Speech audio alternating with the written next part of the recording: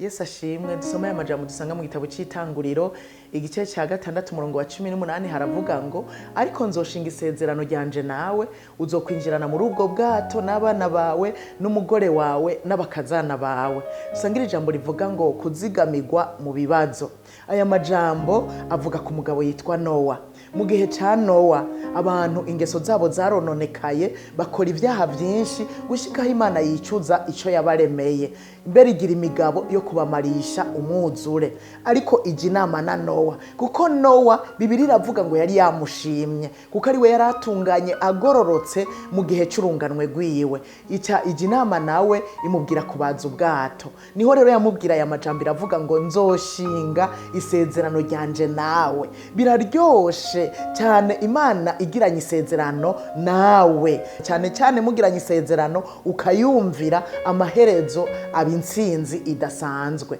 Nowa rero arumvira Imana abaza ubwo bwato kuko Imana yari yamubwiye uko azobubaza, niko Nowa yabigenjeje abikora nk'uko Imana yamubwiye.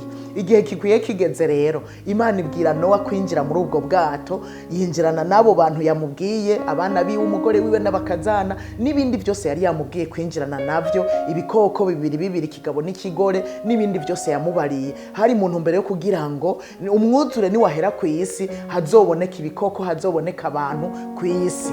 Nuko rero Nowa amaze kwinjira, yinjiye atamvura iragwa, yinjiye abantu bafise ubuzima busanzwe bagira iminsi mikuru bakora ibikorwa bari basanzwe bakora. Ariko Nowa arumvira arinjira. Amaze kwinjira Imana niyo yiyugariye, imaze kugara ikisuka umwuzure ku isi.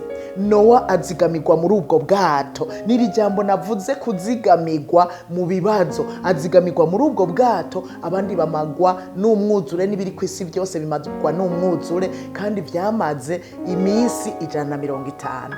Nagira ndakubwire ngo Imana abayirabazi kandi yabashize ku ikimenyetso. Nagira ndakubwire ngo ni wagororoka ugatunganira Imana muri ino simbi, muri ino si y'ibibazo, muri ino si irimwe ibiteye ubwoba, Imana izokuzigamira muri ino si, urindwe n'abawe bazigamwe, kubera uzoba nawe wahesheje iteka Imana. Nje turi kuranyumviriza rero, wizigame, wirinde, ugororokera Imana naho isi yokononekara, wewe kubikwerekeye wirinde. Naho urunganwe rwawe abo mungana bokononekara, wewe birashoboka kugororokera Imana, ariko bigusaba guhungira muri Yesu. Nowa yahungiye mu bwato, wewe hungira muri Yesu. Uzozigamirwa mu bibazo, uzigamirwe mu ngorane ziri muri ino si, hungira muri Yesu. Niwe bwato bwacu mu gihe nk'iki. Umuhungiyemwo uzozigamwa, hanyuma ugire iherezo ryiza.